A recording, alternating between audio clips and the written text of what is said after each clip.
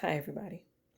So, there has been something that I've been sitting on for the last couple of weeks that the Lord had shared with me.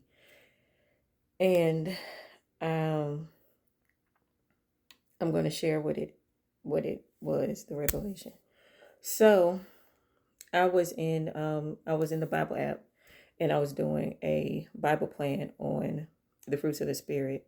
And one of the authors, they began to mention wine and grapes. It had something to do with the lesson. So it prompted me to go look up how wine was created in the ancient times. And so what they talked about was how they used to squish the grapes with their feet because it could break the skin without destroying the seed. And then I felt the need to go look up what happens if the wine is unfiltered. So when I did that, I began to find something. So when the wine is unfiltered, they call it blind. And this is literally what it said. It considered the wine to be blind because of how cloudy it was. And it can grow bacteria and sludge. And in most cases, they will have to use it prematurely because of its environment that caused it to go bad and be unfiltered.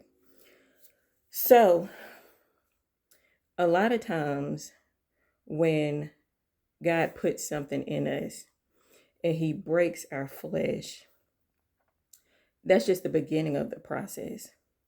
Especially us, a lot of us as leaders, we will not complete the process and go straight to leading. For example, we skip the wine process and we end up being unfiltered. We don't filter adultery. We don't filter fornication. We don't filter anger. We don't filter um, ego. We don't filter envy. We don't filter idolatry. We don't filter perversion. And we go straight from skipping the process to leading the people.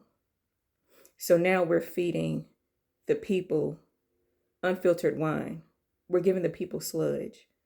And so also, when it causes us to use the wine prematurely, it's more vulnerable. So a lot of times some people are used out of season. And we wonder why they fall off so quickly because they're more vulnerable. They went in unfiltered. So once you start the process of the breaking, there is something in the middle. We can't go straight from, okay, God called me. Not saying He didn't, but there's a time and there's a season for it. There are some things that we have to do within us before we start bleeding on the people and we have blood on our hands.